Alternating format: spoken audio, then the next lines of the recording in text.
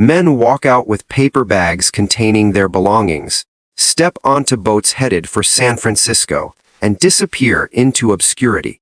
But when Ellsworth Raymond Johnson stepped through those prison gates on June 7, 1963, the underworld felt a shift. Bumpy Johnson was coming home, and Harlem would never be the same. 11 years. That's how long Bumpy spent behind bars on conspiracy charges. 11 years while his empire crumbled. While men he trusted carved up his territory like Thanksgiving turkey. While someone he considered family sold him out to the Italians. 56 years old now, graying at the temples. But those eyes, sharp, cold, calculating, hadn't softened one bit. Most men his age would have gone home to their wives, relaxed after that brutal cross-country train journey, maybe visited old friends. Not Bumpy. The moment he arrived in New York, he went straight to 145th Street, to an apartment belonging to Junie Bird, one of the few men who stayed loyal through everything. Junie was waiting. 63 years old, hair completely white, but his mind sharp as ever. He'd been watching, documenting, keeping records for over a decade. He knew Bumpy would want answers the second he walked through that door. Who took what? Bumpy asked. No greeting, no small talk, straight to business. Junie pulled out a notebook. 15 names. 15 men who'd gotten fat off Bumpy's leftovers, who'd assumed the king was never coming back from the rock. But one name hit different. Marcus Henderson. Smooth, they called him. The young hustler from 118th Street that Bumpy had personally mentored back in 1947. Bumpy had taught that kid everything. How to run numbers, how to manage policy banks, how to navigate the dangerous waters between Black Harlem and the Italian mob. When Dutch Schultz's old crew came hunting for revenge, Bumpy protected Smooth. Made him untouchable. Treated him like the son he never had. Then came 1952. Federal conspiracy charges. Bumpy knew he was going away, so he entrusted everything to Smooth. Hold the organization together. Take care of business. Send money to Mamie, his wife. For 2 years, Smooth did exactly that. Letters came, money arrived, everything seemed solid. Then silence. The letters stopped. The money dried up. And according to Junie's intelligence, Smooth had made a deal with Vito Genovese. He'd handed over the locations of Bumpy's policy operations, revealed which cops were on the payroll, exposed the cash house addresses. In return, the Genovese family let Smooth keep 125th Street for himself. While Bumpy counted days in America's toughest prison, Marcus Henderson had transformed himself into a Harlem kingpin. Italian suits worth $400. Midnight blue Cadillac Eldorado. Penthouse overlooking Central Park. 40 soldiers on payroll. 5 policy banks generating serious cash. And every Tuesday and Friday night, he held court at Small's Paradise on 135th and 7th Avenue, sitting at table 7 like royalty. Bumpy had spent 15 nights thinking about that betrayal. Planning, calculating, waiting. Where does he eat? Bumpy asked. Small's Paradise. Junie answered. Every Friday. Table 7. Shows up at 9 o'clock, never misses. Bumpy checked his watch. Friday evening, 6 o'clock. Perfect timing. Get me the table next to his. By 8:45 that night, Small's Paradise was buzzing. The weekend crowd packed the place. Hustlers, musicians, working folks blowing their paychecks on excellent food and cold drinks. A jazz trio warmed up in the corner. Waiters navigated the crowd, carrying trays loaded with fried chicken, collard greens, cornbread. Then at 18:50, the atmosphere changed. Bumpy Johnson walked in wearing that same wrinkled suit from the California train, shoes scuffed, looking like a ghost from Harlem's past materializing in its present. No visible weapons. No entourage. Just quiet. Terrifying confidence. The restaurant didn't go silent, but conversations shifted tone. Eyes followed him. Old timers recognized him instantly. Younger hustlers who only knew the legends whispered frantically, "That's Bumpy Johnson. I heard he died in Alcatraz." "Nah, man. He just got out 3 days ago." Bumpy walked directly to table 8. Right beside table 7, Junie Bird was already seated, along with Willie, Fish, Jackson, and Raymond, Quick, Lewis. 3 old soldiers who never forgot their general. 3 men who remembered when Bumpy's word was law in Harlem. Bumpy sat with his back against the wall, facing the entrance. Old habit. Never expose your back to a room. At exactly 9 o'clock, Marcus Henderson arrived. Cream, colored suit, burgundy tie, diamond rings on multiple fingers, gold watch catching the light.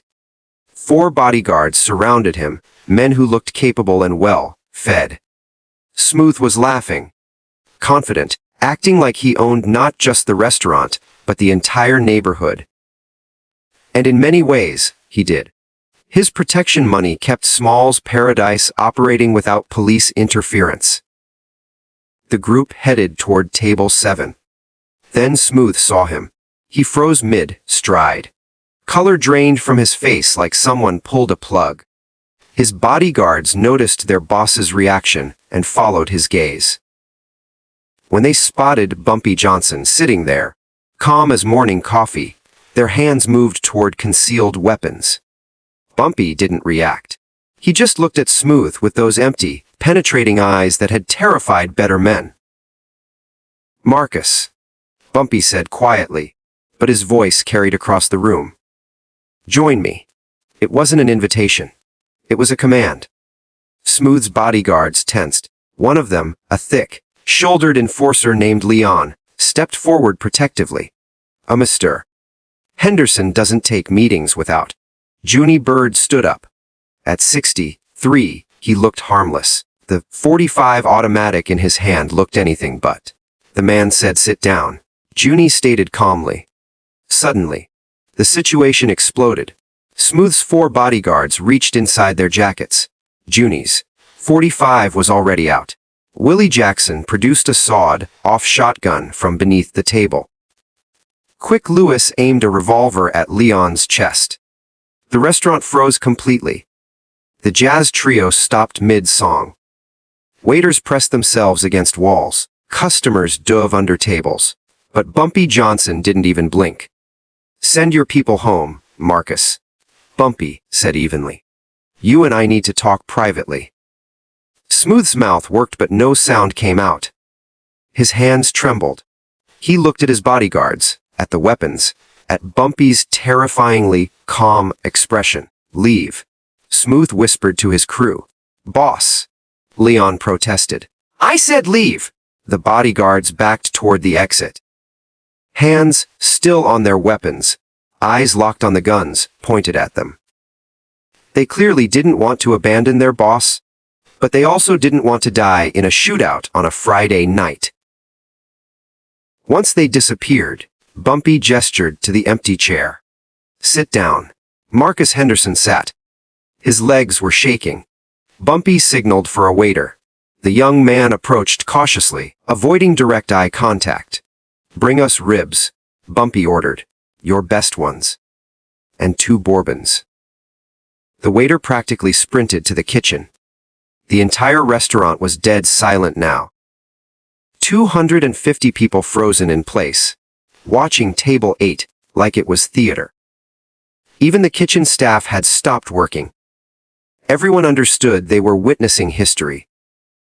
The food arrived quickly. The waiter placed down a steaming plate of glazed ribs and 2 glasses of bourbon, then vanished. Bumpy pushed the plate toward Smooth. "Eat." Smooth stared at the ribs like they contained poison. "I'm not hungry, Bumpy. Listen, I can explain everything. Eat."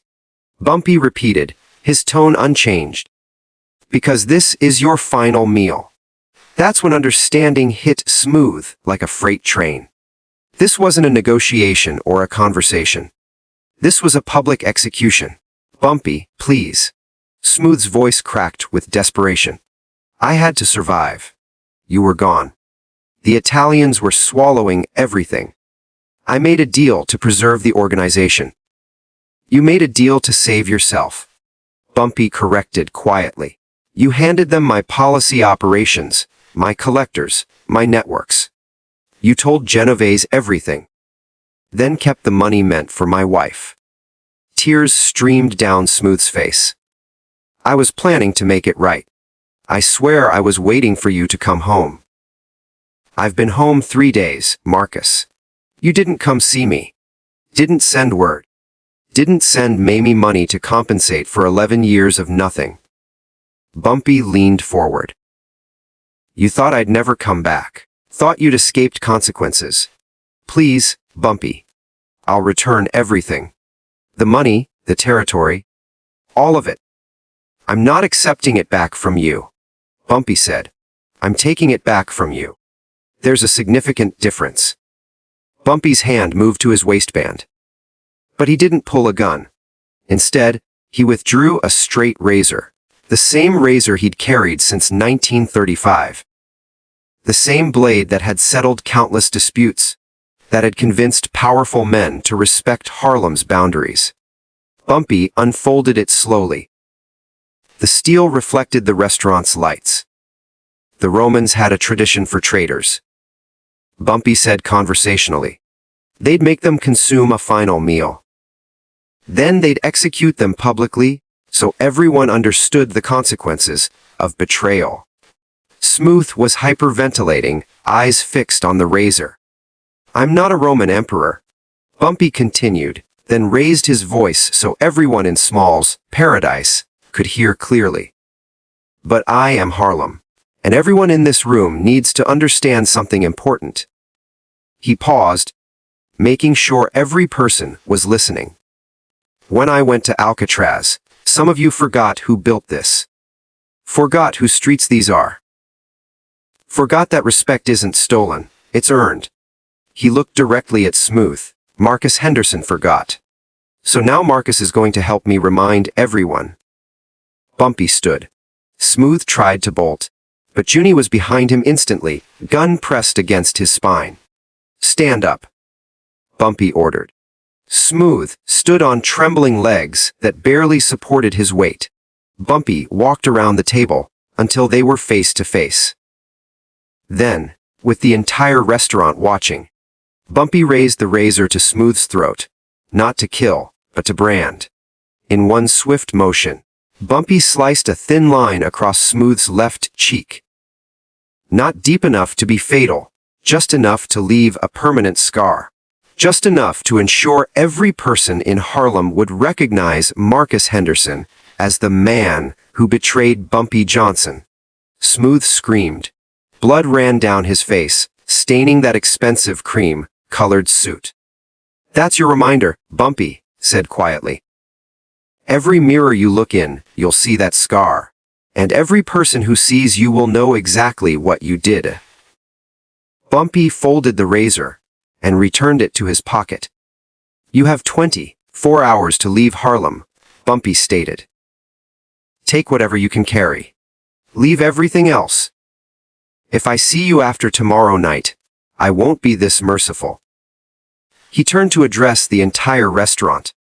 The rest of you. Bumpy Johnson is back. The rules haven't changed. Pay what you owe. Keep your word. Protect your people. Anyone who wants to challenge me knows where to find me. Bumpy Johnson walked out of Small's Paradise at 9:47 p.m. on June 10, 1963. He left Marcus Henderson bleeding at table 7. Left 250 witnesses who would spread this story across Harlem by sunrise. By morning, every hustler, policy banker, and street soldier in Harlem knew the king had returned. Marcus Smooth. Henderson caught a bus to Philadelphia by noon. He never came back. That scar became his permanent reminder of what happens when you betray a king. Within 72 hours, 3 other men who divided Bumpy's territory quietly left Harlem. Not murdered, just gone. Relocated with crystal, clear understanding, stay away or join Smooth. The Genovese family. who'd expanded into Harlem during Bumpy's imprisonment, sent a captain to negotiate. The meeting lasted 4 minutes. Bumpy's terms were non-negotiable. You have 2 weeks to withdraw from Harlem. Everything north of 110th Street is mine again. The Italians left without argument. They'd already lost 3 soldiers trying to hold Bumpy's old territory. The cost of fighting him exceeded the profit. Within 6 months, every piece of Bumpy's empire was back under his control. Not through warfare. Not through bloodshed. Through fear, respect, and calculated demonstrations of power. The night at Small's Paradise became Harlem legend. Old timers still discuss it. How Bumpy didn't need an army or speeches. He walked into a restaurant, faced his betrayer, and with 1 razor and 250 witnesses, reminded everyone who truly ran Harlem. You can imprison a man for 11 years. You can steal his money, claim his territory, turn his people against him. But you cannot take his throne, not if he's a genuine king. Bumpy Johnson proved something that night. Power isn't about who has the most firepower. It's about who commands the most respect. And respect isn't given freely. It's earned through loyalty, intelligence, and the willingness to do what others won't when justice demands it. Marcus Henderson betrayed him for money. The Italians challenged him for territory. Every traitor thought Bumpy was finished. They all learned the same lesson. Bumpy Johnson doesn't make threats. He makes promises. And he keeps every single one. That's why they called him the Godfather of Harlem. If this story of loyalty, power, and street justice resonated with you, hit that subscribe button. Drop a like if you understand that real kings don't need crowns. They need respect. Share this with someone who knows that betrayal always carries a price. What would you have done in Bumpy's position? Let me know in the comments below.